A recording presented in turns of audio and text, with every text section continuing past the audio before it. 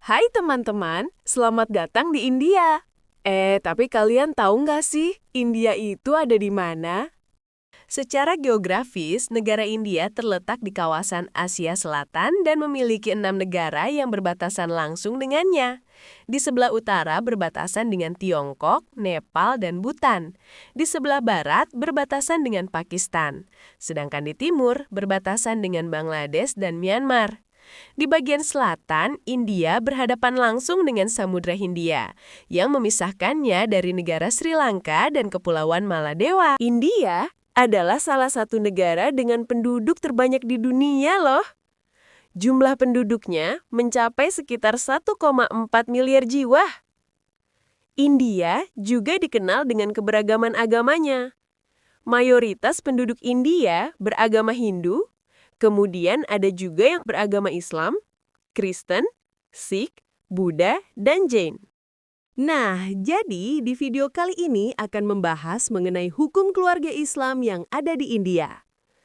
Walaupun Islam di India merupakan agama minoritas, tetapi pengkodifikasian hukum keluarga Islam tetap terjadi loh di India. Islam pertama kali masuk dan disebarkan di India pada abad ke-8 oleh para pendatang dari Arab. Mayoritas Muslim di India merupakan penganut Sunni dengan mazhab Hanafi. Di India, permasalahan hukum keluarga Islam diatur dalam The Muslim Personal Law Application Act tahun 1937. Undang-undang The Muslim Personal Law Application Act telah diterapkan oleh masyarakat Muslim India sejak sebelum kemerdekaan negara tersebut, ketika masih berada di bawah penjajahan Inggris. Undang-undang ini mengatur berbagai aspek hukum keluarga seperti perkawinan, perceraian, nafkah, waris, wasiat, dan wakaf. Selain itu, terdapat pula Dissolution of Muslim Marriage Act tahun 1939 yang mengatur perceraian bagi masyarakat Muslim di India. Di India, terdapat istilah nikah nama, yaitu semacam dokumen atau kontrak perkawinan yang mencatat secara rinci isi perjanjian dalam pernikahan.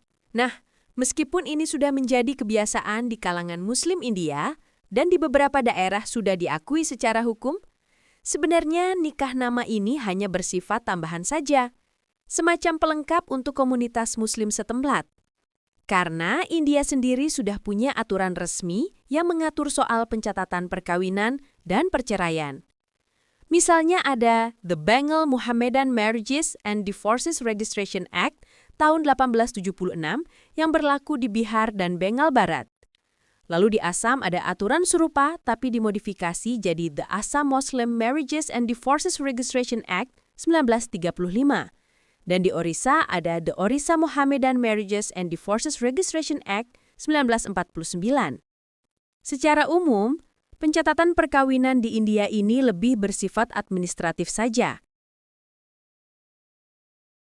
Di India, terdapat kebijakan mengenai batas usia pernikahan yang diatur dalam Child Marriage Restraint Act of 1929 yang kemudian direvisi dan digantikan oleh The Prohibition of Child Marriage Act of 2006 yang menetapkan usia minimal pernikahan yaitu 18 tahun bagi perempuan dan 21 tahun bagi laki-laki.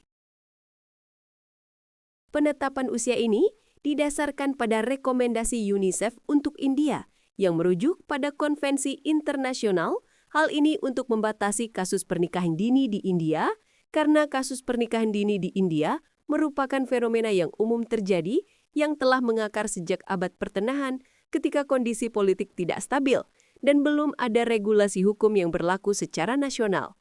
Pada masa itu, banyak orang tua menghindari tanggung jawab terhadap anak perempuan mereka dengan menikahkannya pada usia yang sangat muda. Setelah diberlakukannya regulasi mengenai batas usia pernikahan, maka bagi siapapun yang terlibat dalam praktik pernikahan di bawah umur, baik sebagai pelaku, pemberi izin, maupun pihak yang mendukung, dapat dikenai hukuman lebih dari 2 tahun penjara atau dikenai denda. Kemudian dalam masalah perceraian, sebagaimana telah dijelaskan di awal bahwa di India terdapat undang-undang yang mengatur masalah perceraian, yaitu Dissolution of Muslim Marriage Act tahun 1939.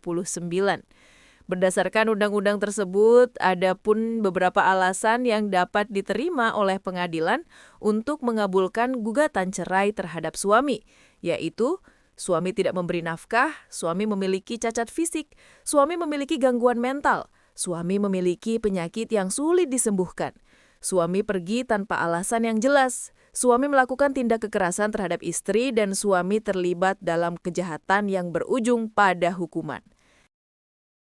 Jadi dapat disimpulkan bahwa hukum keluarga Islam di India merupakan wujud penerapan syariat Islam yang tetap dijaga di tengah sistem hukum nasional yang bersifat sekuler. Melalui regulasi hukum yang telah ditetapkan, umat Muslim di India memiliki hak untuk mengatur urusan keluarganya sesuai ajaran Islam. Hal ini menunjukkan bahwa keberagaman hukum di India berjalan berdampingan dengan menghormati nilai-nilai agama dan budaya masing-masing individu. Semoga penjelasan tadi dapat menambah pemahaman kita mengenai penerapan hukum keluarga Islam di India. Terima kasih telah menonton video ini. Sampai jumpa.